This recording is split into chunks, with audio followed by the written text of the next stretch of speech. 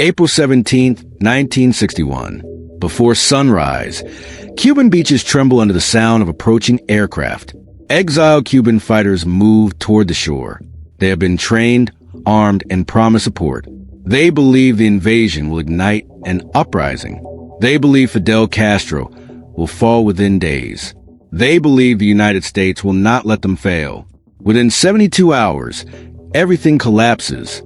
Captured, abandoned, humiliated, and a single decision inside, Washington reshapes the Cold War. To understand disaster, we must go back to the beginning. When Fidel Castro seized power in Cuba in 1959, Washington watched with growing alarm. At first, the United States was cautious. But as Castro nationalized American businesses and aligned with the Soviet Union, caution turned into hostility. The CIA began planning, not an open invasion, not American troops, but something cleaner, plausible deniability. The plan was simple in theory. Train Cuban exiles, land them secretly, spark a popular uprising. Let Castro fall from within. On paper, it looked elegant, controlled, limited, but the first mistake was already made. They assumed the Cuban people were ready to revolt. They assumed Castro's support was shallow. They assumed intelligence reports were accurate. Every fatal decision begins with assumptions that feel safe. When John F. Kennedy became president in January 1961, the plan was already in motion. It had been designed under Eisenhower. Canceling it would signal weakness. Approving it would carry risk. Kennedy chose to proceed, but with limits. He wanted distance from direct American involvement. No visible U.S. military presence. Limited air support. No obvious fingerprints.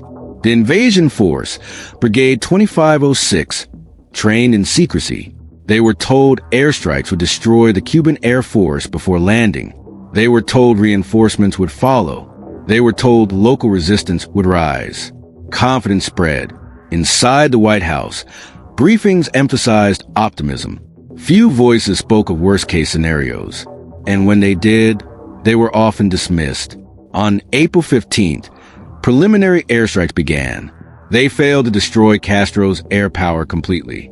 Some Cuban aircraft survived, but Washington underestimated the consequences. 2 days later, before dawn, the invasion began at the Bay of Pigs. Almost immediately, problems emerged.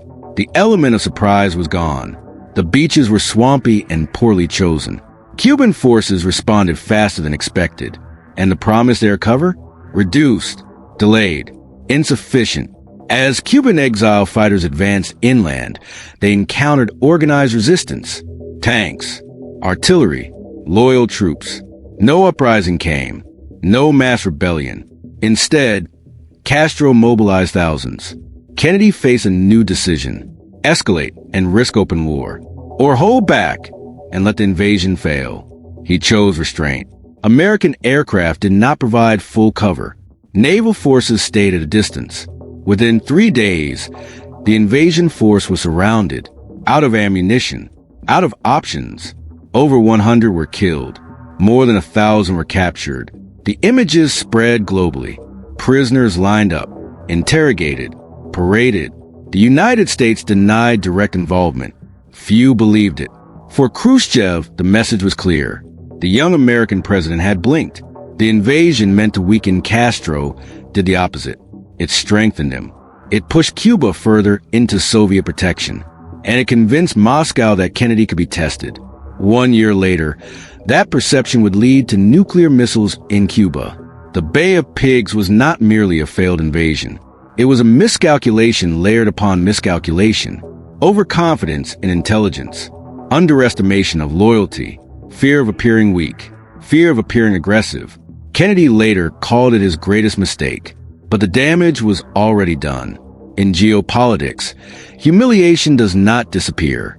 It echoes. And sometimes, it invites something far more dangerous. History rarely collapses in a single moment. It builds through decisions that seem manageable at the time.